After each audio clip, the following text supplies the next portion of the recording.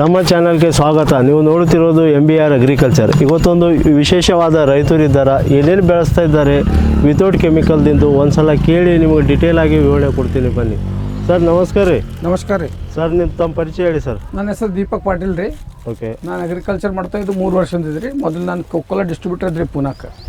ಅದು ಬಿಟ್ಟು ಇಲ್ಲಿ ಒಂದೇನು ರೀ 100 ಎಕರೆ ಜಮೀನು ಅದ ರೀ ನಮಗೆ ಇಲ್ಲಿ. ಮತ್ತು ಇಲ್ಲಿ ಬೆಳಗಡ್ಡಿ ಮತ್ತು ಮೆಣಸಿನ್ಕಾಯಿ ವಿತೌಟ್ ಕೆಮಿಕಲ್ದಿಂದ ಬೆಳೆಸ್ತೇವೆ ರೀ ನಾವು. ಇದು ಏನು ಹಾಕಿರಿ ಸರ್?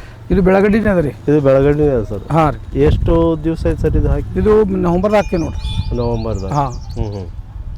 ಕಂಪ್ಲೀಟ್ ಇದು ಬೆಳೆ ಬರ್ಲಿಕ್ಕೆ ಎಷ್ಟು? 4 ತಿಂಗಳು ಬೇಕು ರೀ. 4 ತಿಂಗಳು. ಹಾಂ. ಕೆಮಿಕಲ್ ಅದು ಏನು ಯೂಸ್ ಮಾಡಲ್ಲ ರೀ. ಬರೀ ತಿಪ್ಪಿ ಗೊಬ್ಬರ ಮತ್ತು ಜೀವಾಮೃತ ಎರಡರ ಮೇಲೆ ನಡೆದದ ರೀ ಇದು. ಎಷ್ಟು ಏರಿಯಾದಾಗ ಹಾಕಿರಿ ಸರ್ ಇದು? ಇದು 1 ಎಕರೆ ಅದ ರೀ. 1 ಎಕರೆ ಹಾಕ್ಲಕ್ಕೆ ನಿಮ್ಗೆ ಇನ್ವೆಸ್ಟ್ಮೆಂಟ್ ಎಷ್ಟಾಗಿದೆ ಸರ್? ಇನ್ವೆಸ್ಟ್ಮೆಂಟ್ ಏನು ಹೆಚ್ಚಾಗಿಲ್ಲ ಸರ್. ಒಂದು 10,000 ಹೆಚ್ಚು. 10,000. ತಿಪ್ಪೆ ಗೊಬ್ಬರಕ್ಕೆ ದುಡ್ಡು 2,000ಗೆ ಒಂದು ಟ್ರಾಲಿ ಗೊಬ್ಬರ, 4 ಟ್ರಾಲಿ ಗೊಬ್ಬರ ಹಾಕಿದ್ದೀವಿ ಅಷ್ಟೇ ರೀ. ಬೇರೆ ಏನೂ ಹಾಕಿಲ್ಲ. ಈ 10,000 ಈ 1 ಎಕರೆದಾಗ ನೀವು ಇದ್ರದ್ದು ರಿಟರ್ನ್ ತೆಗಿಬೇಕಾದ್ರೆ ಎಷ್ಟು ಆಗ್ಬೋದು ಸರ್? ಒಂದು 1 ಲಕ್ಷ ರೂಪಾಯಿ ತನಕ ಬರ್ತದೆ. 1 ಲಕ್ಷ ತನಕ. ಎಷ್ಟು ತಿಂಗಳದ ಸರ್? 4 ತಿಂಗಳದಾಗ ಬರ್ತದೆ. 4 ತಿಂಗಳು. ಕಂಪ್ಲೀಟ್ ಎಷ್ಟದ ಸರ್ ನಿಮ್ಮ ಹೊಲ? ಟೋಟಲ್ 100 ಎಕರೆ ಅದ ರೀ ನಮಗೆ. 100 ಎಕರೆ. ಹಾಂ. 100 ಎಕರೆದಾಗ ಏನೇನು ಹಾಕಿ? 100 ಎಕರೆದಾಗ ನಮಗೆ ಕಬ್ಬು ಅದ ರೀ ಒಂದು 20 ಎಕರೆ. ಮತ್ತು ಬಾಕಿವೆಲ್ಲ ತೊಗರಿ ಅವೆಲ್ಲ ಬೆಳೆಸ್ತೇವೆ ರೀ. ಮಾವಿನ ಗಿಡ ಅವ ರೀ ಒಂದು 10 ಎಕರೆ. ಇನ್ನೊಂದು 10 ಎಕರೆ ಹಚ್ಚವ ಮಾವಿನ ಗಿಡ.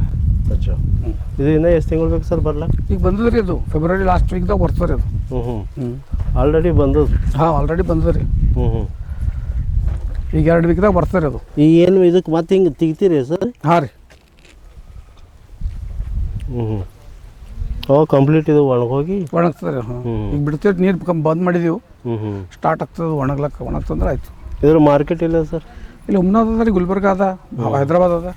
ಎರಡು ಅವರೇ ಬಂದು ಹೋಯ್ತಾರೆ, ನೀವು ಸಪ್ಲೈ ಮಾಡಿ? ಅವ್ರು ಬರ್ತಾರೆ ರೀ. ನಾವು ಯಾವ್ದು ಮಾರ್ಕೆಟ್ ಕಳ್ಸಲ್ಲ ರೀ. ಇಲ್ಲೇ ಮಾರಕ್ಕೆ ಹೋಗ್ತಾರೆ ಎಲ್ಲ. ಇಲ್ಲೇ ಮಾಡ್ತೀರಿ ಸರ್? ಇದ್ರಾಗ ಏನೇನು ಹಾಕಿರಿ ಸರ್? ಇದ್ರಾಗ ನಿಂಬು ಪ್ಲಾಂಟೇಶನ್ ಅದ ರೀ. 200 ಗಿಡ ಬರೀ ಇದ್ರಾಗ ನಿಂಬು ಪ್ಲಾಂಟೇಶನ್ದಾಗ. ಮತ್ತು ಇದ್ರಾಗ ನಡು 15 ಫೀಟಿಗೆ ಒಂದು ಗಿಡ ಬರೀವು ನಿಂಬು. ಅದ್ರೊಳಗೆ 15 ಫೀಟಿನ ಅಂತರ ಇದ್ದ ಕಡೆ ಮೆಣಸಿನ ಗಿಡ ಹಚ್ಚಿದಾರೆ ಒಳಗೆ. ಓಕೆ. ಮೆಣಸಿನ ಗಿಡ ಮತ್ತು ಹೂವಿನ ಗಿಡ 2 ಅವ ರೀ. ಈಗ ಏನು ನಿಂಬು ಅದ ಸರ್ ಇದು? ಇದು ಕಾಗಜಿ ನಿಂಬು ಅಂತಾರೆ ಇದಕ್ಕೆ. ಬಿಜಾಪುರ ಕಾಗಜಿ ನಿಂಬು ಅದ ರೀ ಇದು. ಹಾಂ ರೀ. ಎಷ್ಟು ದಿವಸ ಆಯ್ತು ಸರ್ ಹಚ್ಚಿದ್ದು? ಇದು 6 ತಿಂಗಳಾಗ್ಯದ ರೀ ಇದು. ಅಕ್ಟೋಬರ್ದಾಗ ಹಚ್ಚಿದೇವು ರೀ. ಅಕ್ಟೋಬರ್ ಪ್ಲಾಂಟೇಶನ್ ಅದ ರೀ. ಹೂವನ್ನು ಅಕ್ಟೋಬರ್ದಾಗ ಹಚ್ಚಿದ್ದವ ರೀ. ಹಾಂ.